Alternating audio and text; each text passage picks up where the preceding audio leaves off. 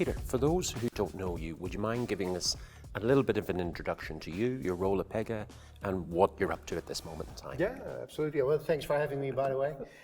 So I'm Peter van der Patten. I'm a lead scientist and director of the AI lab at Pega. So I'm responsible for AI innovation, both at our clients, but we also need to not eat our own dog food, but drink our own champagne. So also, how can we apply to our offerings and go-to-markets and really innovate them with AI? Yeah, I love the way you say drink your own champagne. I was warned about telling people to eat dog food years ago, I remember. So let's go back a little bit, because you and I were talking beforehand about your career in AI. So bring us back in the AI world. How did you get into it? How did you get up to today, before we start talking about some of the things you're doing today? Oh, wow. So we have to keep this to... At least a day. At least a day, okay. Yeah, no. So I started to study AI in 1989, so... You're now dating yourself. I recognize the years. Yeah, exactly, yeah. And it was more about, I had this fascination of what is intelligence, where's it coming from, These are questions that the Neanderthals have been pondering probably. And then in the mid-90s, then when I went into industry, I really wanted to work in AI. So I worked in a small research company where we did all kinds of very wild things with AI, search engines, video analysis, you name it.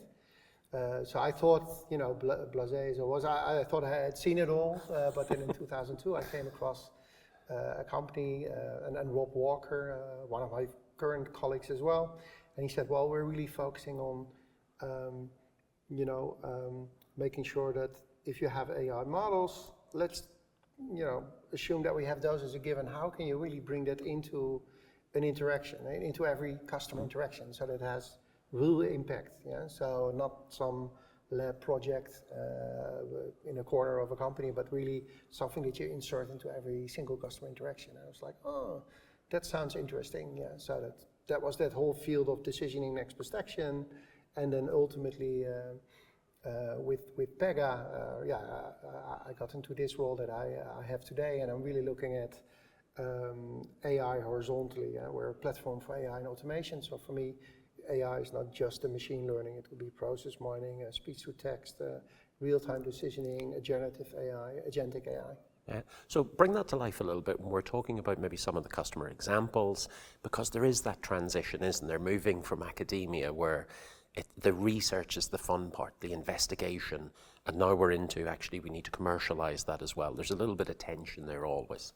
Yeah. That I think, so being an AI guy, I would love to say it's all about the smarts of the AI, but the level of adoption,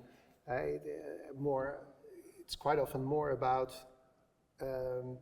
how can you embed it into the wider kind of ecosystem or architecture or infrastructure. So let's say in that marketing example, it's great that you can predict what type of products or recommendations people would be interested, but you also have your own marketing strategies, your policy that you need to take into account. So it will immediately become more of a mix of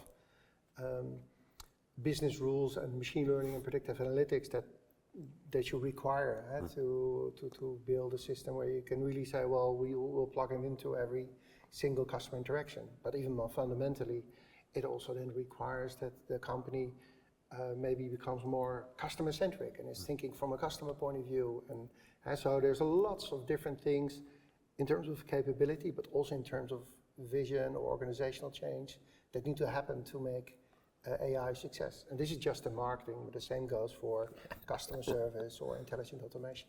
Every single team. Yeah. So bring us over the last couple of years in Pega itself, because there's been a lot of changes, because even over the last 12 months since I was here to this year, it's extraordinary.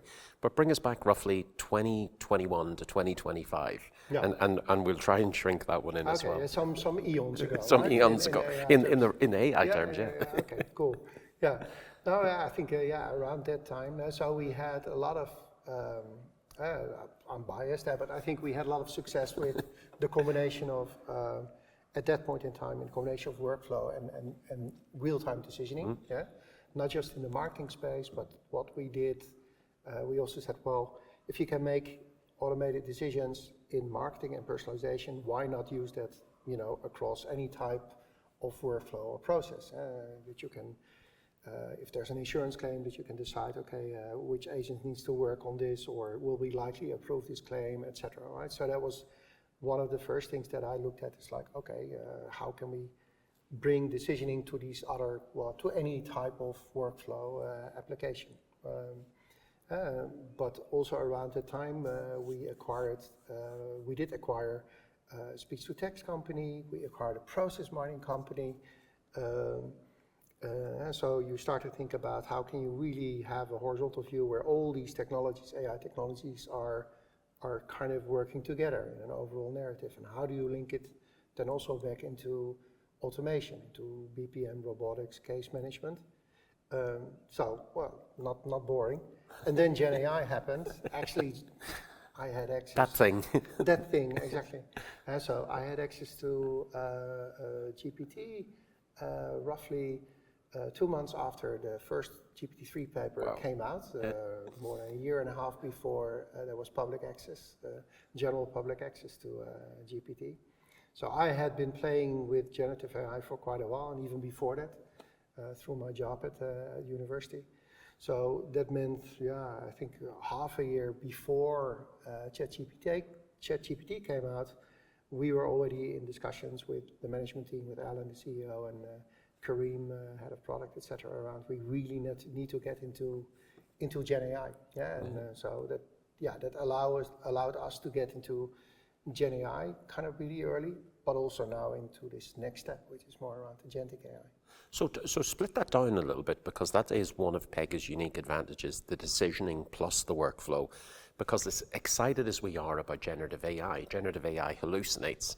So what you end up with is it looks very pretty on the surface, but actually the answers you're getting out maybe, or can be, often are confabulated, they're made up. And if I'm sitting in a regulated industry like a bank, then I'm going into policy issues, I'm going into governance issues, the regulator's knocking on my door. So there's just explain that to the audience, because I think that needs picked apart. Because I think now people are so excited by Gen AI, they believe, put ChatGPT in, I'm now a Gen AI company, and I'm exaggerating just a little bit, you know. So again, but bring that to life a little bit, if you don't mind. Yeah, no, I think maybe a running example will help here. If we stick with that, that example of, let's say, an insurance claim, because it's just the most exciting thing in the world. But it's an important moment, both for the insurance company, but also for the customer. That's why they are your customer. You know, help them in times of need. The one thing they never want to do. Yeah. I have insurance, I never want to use it. Now I need it. Now I need it, and now, it better work. You want it to be as seamless as possible, right? So, but that could be or should be, it's not just a matter of like throwing ChatGPT at it, right? So you need to orchestrate different types of workflow, maybe with different types of agentic use. It could be an overall, you need to orchestrate the overall first notice of loss process, how that's called. That could be a structured process, but as part of that process, you may want to call out to decisioning to figure out, oh, maybe we already can see that we would likely approve this anyway, or oh no, that there's actually a human that needs to work on this, it's too complex. Okay, which team do we need to send it to, or which human do we need to send it to? And during that process, there might also be real-time decisions around, should we escalate this? Is there a likelihood of fraud or leakage? Or can we recover to a third party? And so there are all kinds of decisioning points in that process. Now, with generative AI, we can use, let's say, more classical generative AI to summarize the situation, or at the end of the case, like summarize what was the entire process we went through. But that's quite passive use and scripted use of generative AI. More active use would be if we use an agentic approach. So you can imagine that claims agent, maybe the human claims agent is supported by a claims agent that's gathering information, that's enlisting maybe other agents that work on behalf of this agent, and maybe to look at these areas of leakage, fraud, etc. But it's always then a mix between a human work, very regulated business rules, left brain AI, like prediction of likelihood of fraud or things like that, which is not a Gen AI model, with Gen AI and agentic use. Yeah, because I think that makes it predictable. It does, but that's a bit that confuses people. I think they go, it's Gen AI, it's predictable AI, it's narrow AI, and never the twain shall meet. But that combination's key. So again, just looking at agentic AI, because I'm thinking of changing my name to Kieran Agentic. Agentic is that popular at this moment in time. Bring that to life to me and talk about the various agents and what they're doing, and why do we actually need agents in the workflows that now exist? Why can't we just get humans to do it? Why can't Gen AI do it? Are we pushing them in, or do they actually have a valuable purpose? Yeah, no, they do have a valuable purpose. Huh? So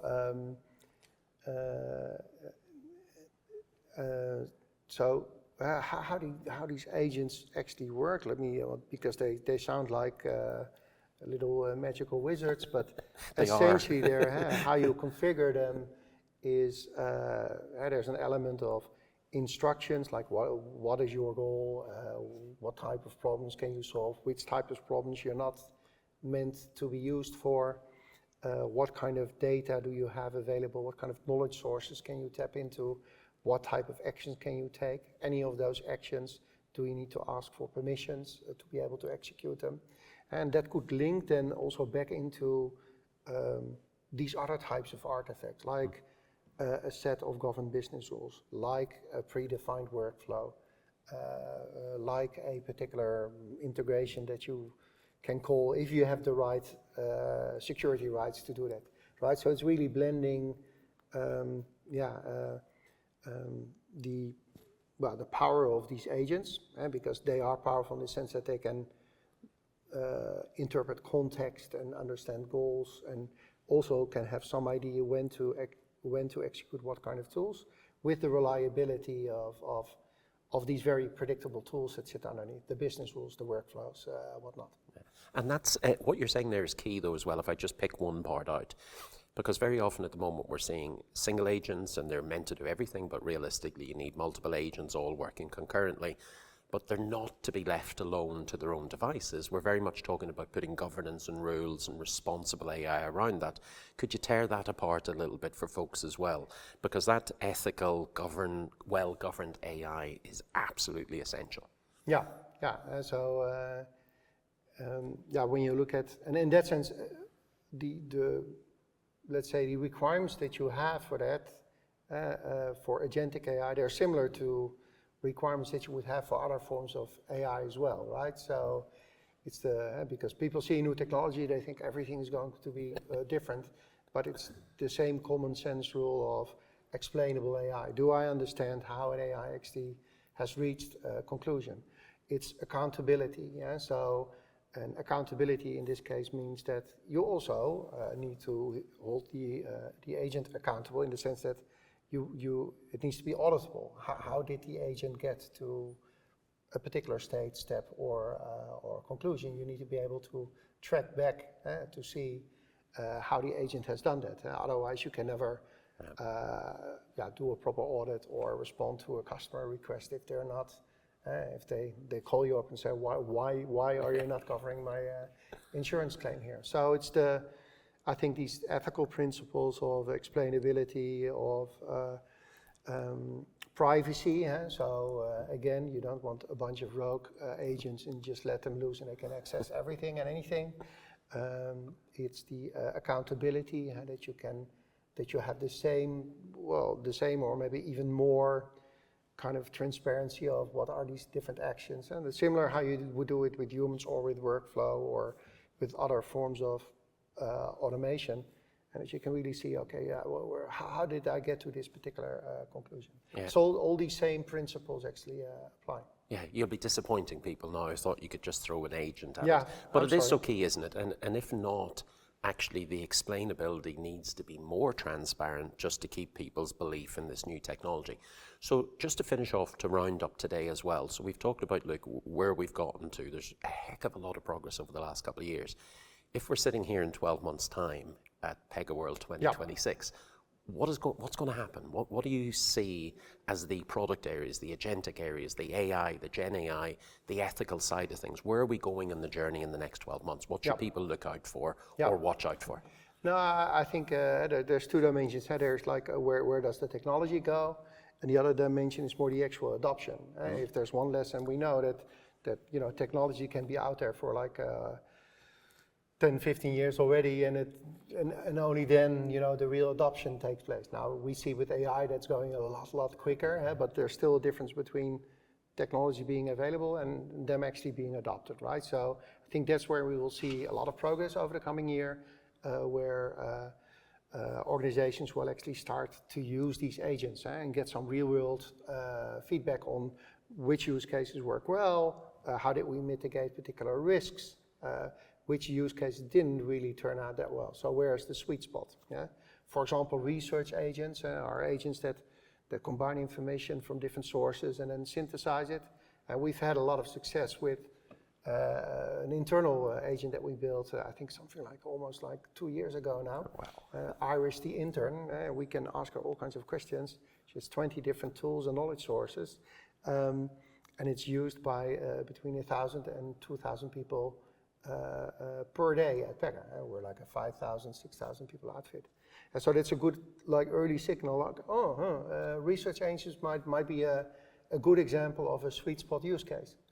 Makes sense because plays to the strength of generative AI, but also the risks are much lower, because the only action they take is gather information and synthesizing it. So I think we're going to see quite a lot of progress in the actual adoption. We're going to see lots of interesting breakouts next year when people tell what worked and what didn't work and what they learned from that. I think on the technical side of the house, we'll see that, I think this whole area of multi-agent and how do they collaborate, how do they negotiate, how do they even understand what the other agent is supposed to do, which might be easy if they all live in one system, but if I call out to agents on other systems, then they need to reverse engineer what the other agents actually believe or what their goal is. I think those are a lot of interesting open questions. Well, we won't be bored over the next 12 months. We won't be bored, I'm sure. We will not be bored. Look, thank you so much indeed for sharing all that knowledge. I have to say it's exciting and it's interesting to watch because everybody assumes agents are new now, but as you're describing, these have been around for years. I'm surprised before now we haven't worked out more of the rules, but like everything, 2025 was the year of large language models. 2025, 2026, 2027 should be the age of agentics. The interesting bit is how do we get great agentics, great large language models, great AI, and great people to work together to produce great businesses. But and work the ethics back into it. I'm glad you brought up that point. So I think that's also really important. Well, that's a key bit, doing business the right way. Yeah. So, thank you so much indeed. You're welcome. Enjoy the rest of the conference, and hopefully, to goodness, we'll be sitting here in 12 months' time talking about all the other amazing things we've done. Thank you so much indeed. Thank you.